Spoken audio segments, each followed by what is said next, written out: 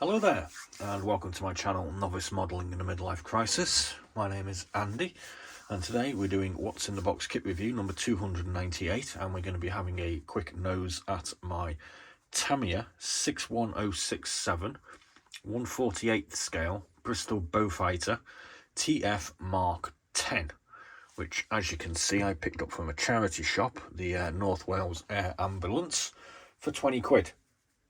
So we're going to have a look at the parts, I'll have a look at the instructions, and I'll read the blurb out at the end. But first off, we'll have a look at the history of this rather nice looking kit. And it came from a new tooling in 1997. It had a new box and some different parts in 1999. It had another issue with parts and a new box in 1999, which is this particular one here.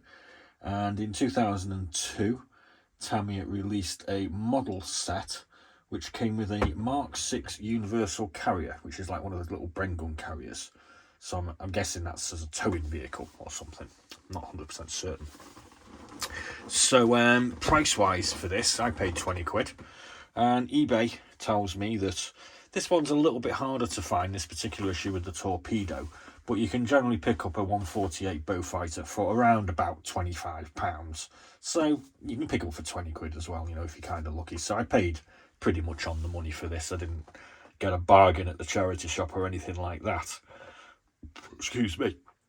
So let's have a look at these parts first, and this is a bit bigger than what I'm used to handling. So we're looking at obviously the fuselage section first. Sorry, I just have to burp off camera. So looking at the fuselage section, we can see we've got a load of indented panel lines on here. We've got a couple of access panels as well.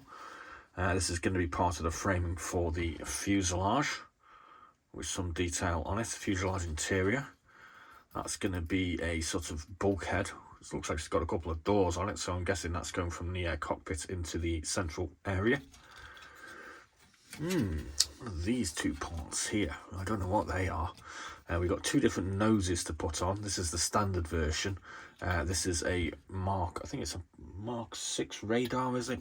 We'll read in the instructions, but it also comes with a radar version where you don't need to put the torpedo on. We've got a weapon here. Here we have the other side of the fuselage, so we'll give you a nice running view at that. Very sleek looking. We've got some pedals, aerial. Are those two parts of the stick maybe? Well, that's the stick there. It's possibly another aerial. We've got a pilot's seat. Looks like we've got another seat there. Are there going to be two tail wheels? Two tail wheels, that's strange. Oh, two slightly different tail wheels. There we go. We've got one with that thing on and one. So it's two different tail wheels. We've got the fuselage floor. As we can see, we've got a nicely detailed cockpit interior with a load of instruments on it. And we have a grated flooring as well. Some boxes or batteries or something. They look like a couple of steps. That looks like an exhaust manifold of some sort. That looks like an aerial. So we've got that sprue done and dusted. This is a nice one. So this is the undersurface of the wing and fuselage, and as you can see, we've got some machine gun or cannon housings there. We've got the undersides of our nacelles, and we can see we've got a whole load of rivet marks on it. Loads of access panels and panel lines. It's going to be our where our undercarriage drops into. No, it's not. That's going to be part of the bomb bay where we attach our torpedo to. And there's the undersurfaces of the wings. I've actually measured this. When you put the two wings onto the fuselage, it actually measures out at about 37 centimeters, so it's quite big. Now we get two options on the tail, because the one with the radar nose has a different tail, but this is the standard tail,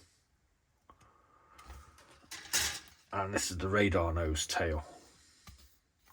Got a couple of bombs, Got a torpedo, some parts of the bomb or torpedo attachments,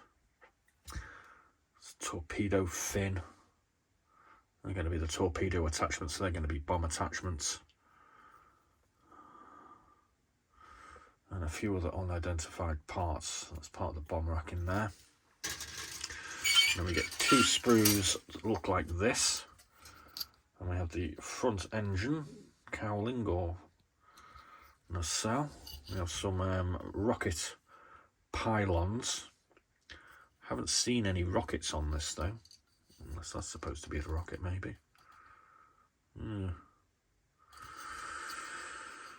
This is going to be... don't know what that is. And here we have the undercarriage. A couple of big engines. Plenty of detail there. A couple of huge propellers. We get a pilot. He's a happy looking, jolly looking fellow. A couple of wheels. You can see we've got some nice detail on the wheels. Oh, they look like exhaust cowlings as well. Interesting. It's probably going to be part of the undercarriage. Some sort of intake. Spinner for the propeller.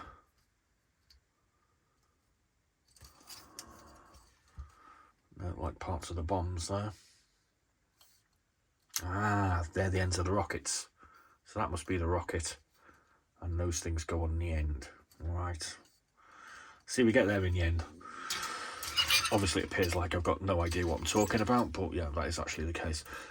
So here we have the glazed sections. So there is our cockpit canopy. We have a couple of other small canopies as well. Little windows. And that's going to be going on top there, I should think. Okay, decals. We get two sets of decals with this.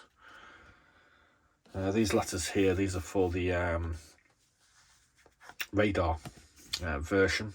Obviously you use the roundels for either. And then we have some black and white D-Day markings. Kind of interesting as that they just appear to be the black stripes, so they're not black and white stripes, they're just the black stripes, so you must have to paint the white section on and then you affix the black stripes on afterwards. That's one way of doing it, I suppose. And we have a load of caution and warning signs, and we have some harnesses as well. A couple of dials for our instrument panels. Okay, so let's have a look at the instructions. Section 1, we're going to put our interior together with our pilot. We have our rear guy, probably radio operator. In section 3, we're going to put our interior together with our two pieces of the fuselage together. So that's what that pipe is for. It goes in there. Don't know what it is though. So here we have our two different fins. So we have vertical fin 4 and then type B, which is for the radar one. Section 5, so there we go, there's our two different tail wheels. Section 6 is focusing on the wing assembly. Section 7 is wing assembly 2. We have the main landing gear. Fixing the main landing gear. Adding the doors to the landing gear bays. Engine assembly. And section 12, attaching the wing. Engine nacelles and the tail. Some air intakes and some propellers to deal with. At the back. Section 14 is putting the propellers on, and then we get to put our two either or nose selection depending on which one we're doing. Got a rear gunner, so that's what that guy is in the back, is the rear gunner. And then we have the equipment, so we have the rocket pylons or bombs or torpedoes or a combination of several. And then 16 attaching equipments. So it's a case of the rockets and the torpedo, or the rockets and the bombs. So we have two different options for painting. As we can see here, we have Coastal Squadron 236, 1944 with the D-Day markings.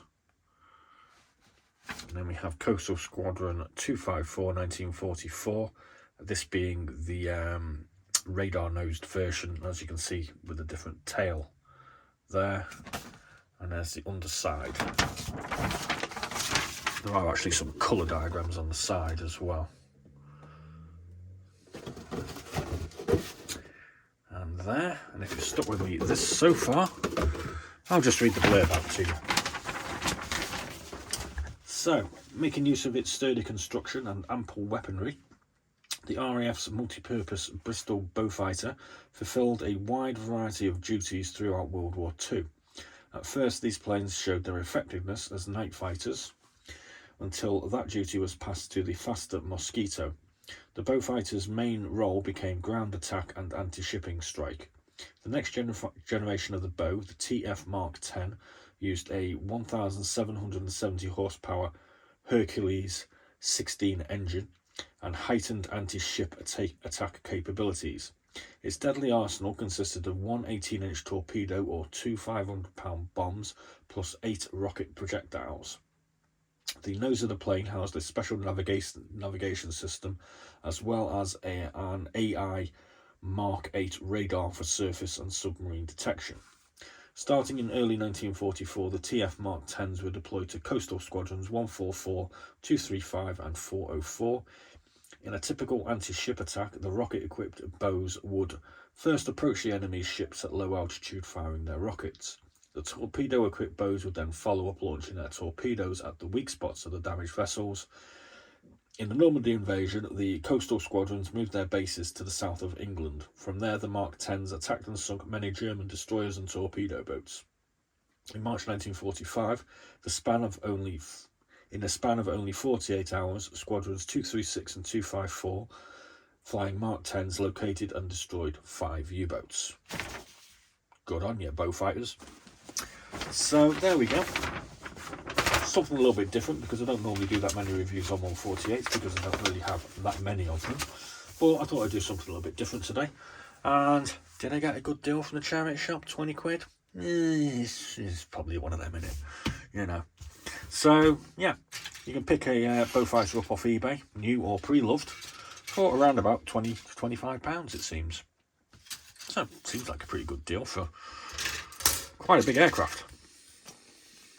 That's my hand. There's the size of it if you're not familiar with the 148 scale. So thanks very much for watching. Please do like and subscribe, and check out some of our other fascinating videos. There'll be a link at the end, somewhere around about here, to the other 148 that I did from a charity shop, which was the Fairy Swordfish. So thanks for watching. Please do like and subscribe, and as always, be seeing you.